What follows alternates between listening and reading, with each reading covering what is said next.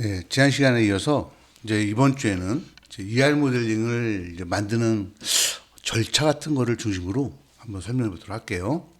지난 시간까지는 그러니까 ER 모델링이 뭐지? 그다음에 뭐 엔티티, 어트리뷰트, 뭐 릴레이션십 이런 것들에 대한 것이 무엇인지에 대해서 설명했다고 치면 이번 주에는 이제 그거 갖고서는 실제로 어떻게 하는지 근데 말로만 설명하면 잘 모르니까 예를 들어 설명해 보도록 하겠습니다.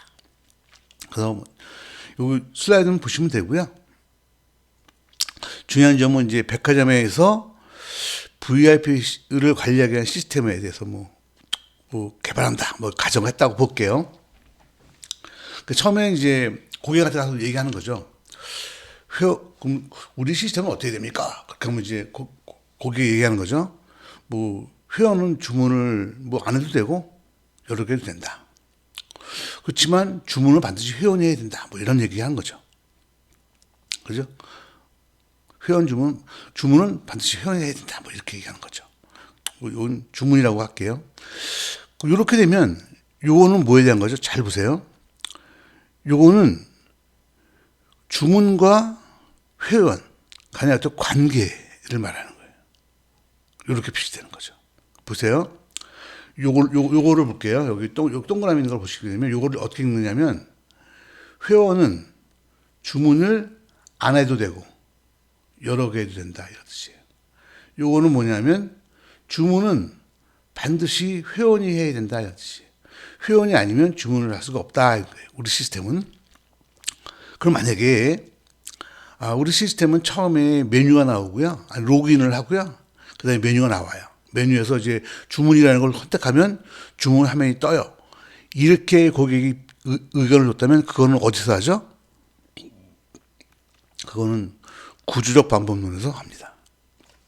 그죠? 그리고 그런 절차나 처리 프로세스 같은 거는 구조적 방법론에서 하는 거고요. 그 ER 모델링에서 하는 것은 이런 것들을 하는 겁니다. 일단 요거를 구별하셔야 돼요. 그리고 이렇게 되면 이제 이렇게 표현할 수 있다는 걸 여러분 아시면 되고요. 그 다음에 뭐 주문을 할 때는 뭐 제품을 한 개 또는 여러 개를 할 수 있다. 한 번에 주문해. 그렇게 볼 수가 있죠. 그다음에 그 주문에는 뭐 여러 가지 그 제품을 가져 여러 주문에서 뭐 한 가지 제품을 가질 수도 있고 안 가질 수도 있다. 예를 들면 볼게요. 요거를 볼게요. 요거를 보면 주문은 반드시 한 개 이상의 제품을 가져야 돼요. 그러니까 제품이 없는 주문은 없다. 주문은 여러 개의 제품을 가질 수 있다. 그죠? 어떤 특정한 제품은 뭐 주문에 포함 안 될 수도 있고 여러 군데서 할 수 있다. 예를 들면 휴지를 갖다가 아무도 오다 안 낼 수도 있지만 여러분이 오다 낼 수도 있잖아요. 그런 상황을 얘기하는 거예요. 지금 말로 하니까 좀 어려운데 그걸 갖다 이렇게 말을 풀어보면 그렇게 된다고 보시면 되죠. 그래서 그렇게 얘기하면 그거는요 이렇게 표현하는 겁니다. 이걸 누가 하는 거냐면 ER 모델링하는 컨설턴트가 합니다. 역시 마찬가지로 한 번 더 강조하겠습니다. 주문을 하려면요 메뉴에서 주문을 눌러야 되고요. 그럼 주문 화면은 이렇게 나와야 되고요. 이렇게 얘기하잖아요. 그럼 어떻게 돼요? 그거는 구조적 방법론에서 하고요. 주문이라는 화면을 구성하는 어떤 항목도 있을 거 아니에요. 뭐 회원번호부터 시작 쭉 그런 것. 그것들은 다 나중에 클래스의 대상이 됩니다. 알았죠? 그렇게 보시면 돼요. 그 다음에 또 이제 뭐 여기 이런 거 갖다가 이제 그림을 보게 되면 요거는 뭐냐면 제품은 그 어떤 매일 세일을 하는 행사에 포함 안 될 수도 있고 여러 세일이 있을 거 아니에요. 세일에 포함될 수 있다. 예를 들면 휴지 같은 거는 프로모션에 포함 안 될 수도 있지만 여러 프로모션에서 세일을 휴지 갖다가 포함할 수 있다. 이런 얘기죠. 요거는 뭐냐면요. 프로모션은 반드시 한 개 이상의 제품이 있어야죠. 프로모션 하는데 제품이 없으면 말이 안 되잖아요. 그리고 프로모션은 여러 개의 제품을 가질 수 있다. 그런 얘기죠.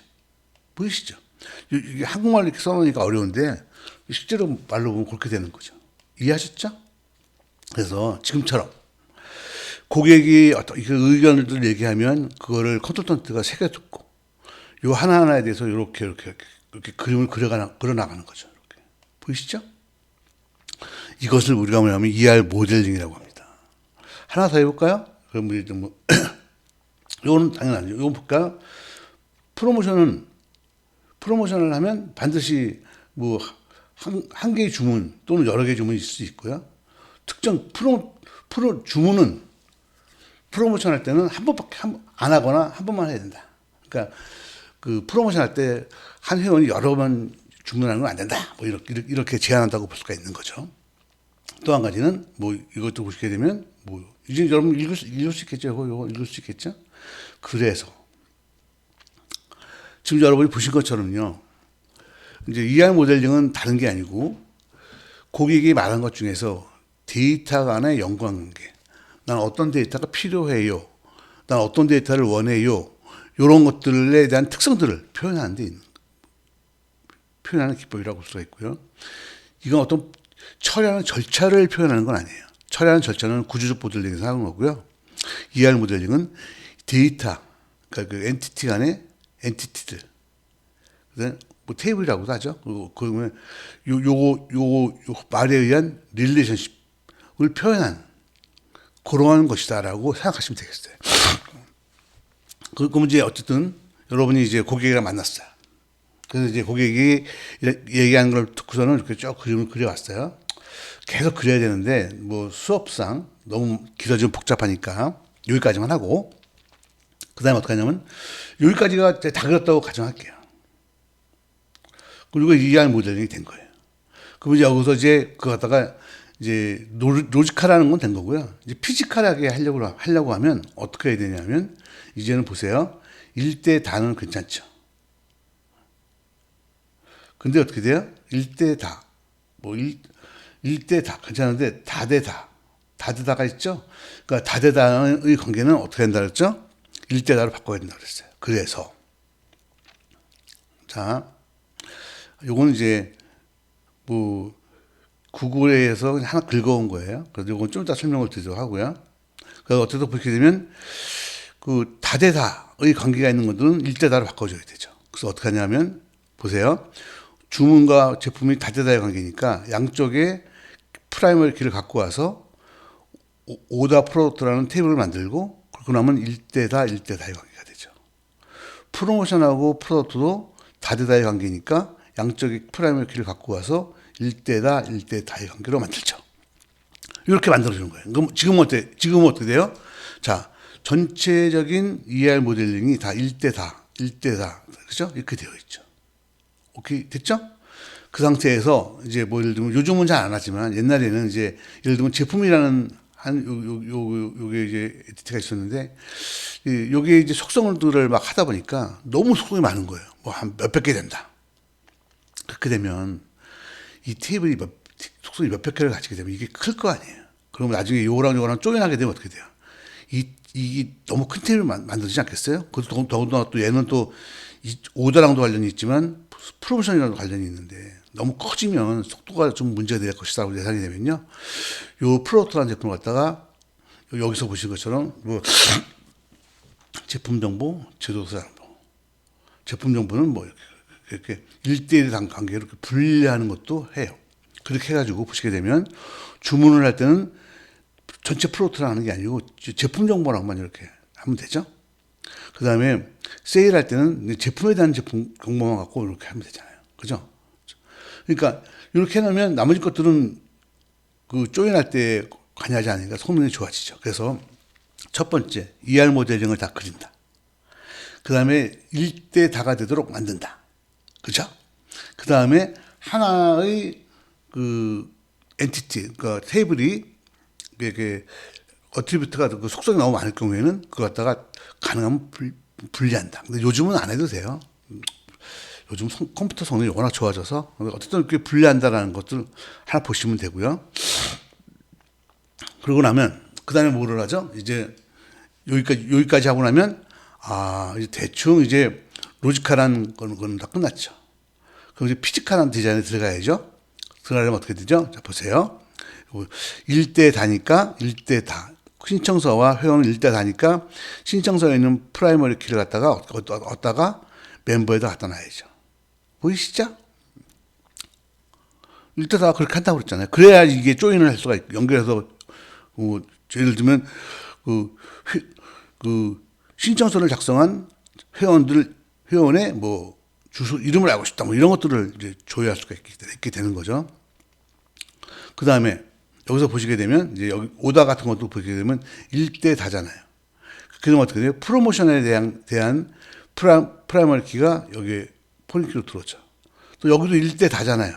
그러면 여기에 대한 프라이머리 키가 여기로 넘어와야 되죠. 5단 넘버, 그 다음에 멤버. 1대 다니까 여기 멤버가 여기로 넘어오죠. 그래서 1대 다 여기 넘어오고 1대 다 넘어오죠.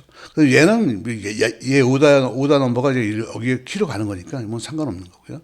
그런 식으로 해가지고 이렇게 1대 다인 경우에 키를 이렇게 만들어 주는 거죠. 그리고서 이제 여기는 어떻게 돼요? 여기는 오다와 제품 정보에 대한 키가 이렇게 들어오게 되고, 프로덕트 프로모션과 프로덕트가 들어오게 되는 거죠. 그렇게 해서 만들게 되면 어떻게 돼요? 이제 물리적인 디자인이 끝난 거예요.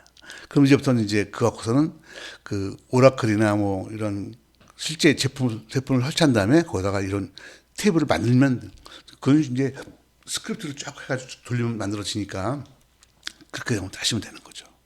이해하셨죠? 그래서 요것도 계속 그걸 하는 거죠. 요거는 이제 양쪽에 있는 프라이머리를 갖고서 만든다라는 걸 보여주고 있는 거죠. 그래서 지금까지 한 게 뭐냐면 ER 모델링 과정을 설명한 거예요. 그러니까 지금 여러분이 꼭 알아둬야 될 것도 뭐냐면 어떤 것이 ER 모델링의 대상이냐, 어떤 것이 구조적 프로그램의 DFD의 대상이냐라는 걸 식별하시는 게 중요하고, 식별했다면 ER 모델링은 말한 것처럼 이런 식으로 그 엔티티만 쓰는 경우도 있고 관계를 써야 되는 경우를 식별하시고, 관계를 써야 된다면 그 일대 단지, 다대 단지를 먼저 표현을 해주셔야 되죠. 그 다음에 그 중에서 다대다인 경우에는 항상 중간에 테이블을 하나 만들어서 일대 다의 관계로 만들어준다. 그거까지 기억하시고, 그 다음에 이제 일대 다의 관계는 1인 거에 있는 프라이머리 키를 갖다가 다에 해당하는 테이블에 포린 키로 갖다 강제로 넣어준다라는 것, 그거까지만 아시면 돼요. 여기 사각형으로 되어 있는 것에, 이거 이제 워낙 큰 엔티티가 너무 많다 그러면 이걸 쪼개는 것들도 고려할 수 있다라는 걸 생각하시면 되겠어요. 이해하셨죠? 그래서 여러분들이 여기까지가 ER 모델링이에요. 쉽지 않죠. 여러분이 요거는요, 몇 번 해보시면 되고요. 그래서 실제로 이제 여러분께 잠깐 보여드릴게요.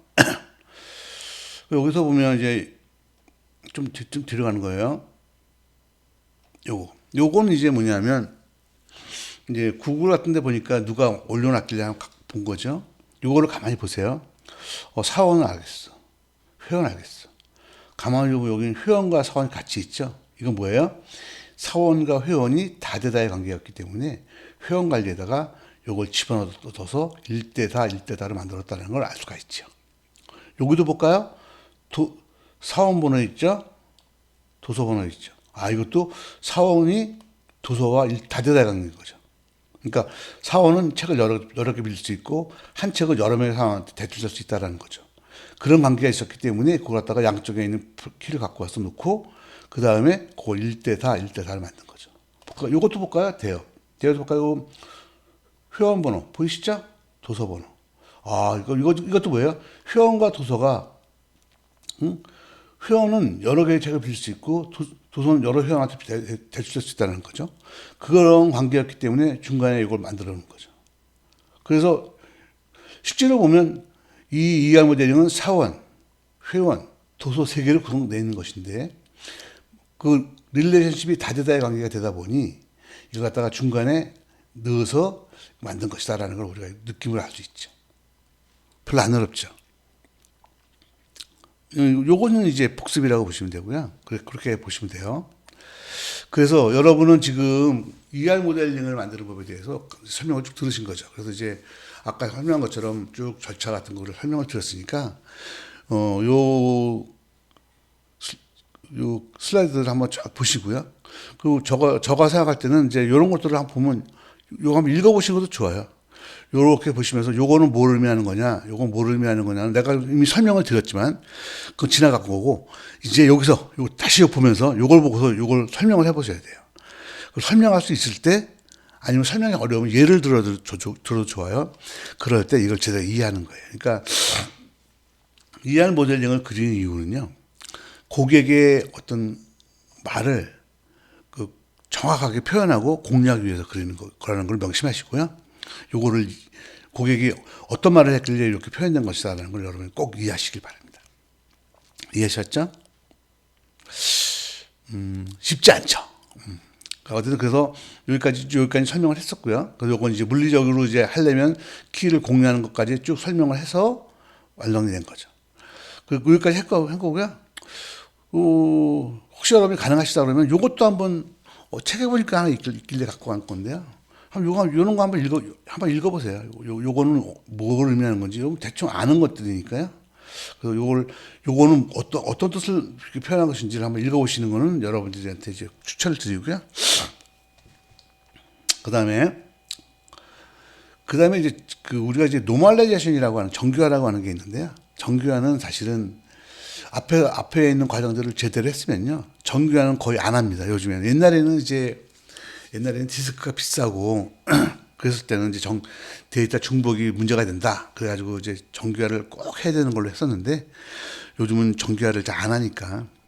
그리고 정규화라는 거는 사실은 앞에 있는 과정을 제대로 했으면 발생하지 않아요. 일반적으로. 그래서 보면 예를 들어서 책에 보면 예를 들면 이런 테이블인 경우에 정규화를 해야 된다고 하는데 보세요. 수준의 코스 프로페서 있잖아요. 이거를 전부 다 하나의 테이블에 넣는 경우는 없죠.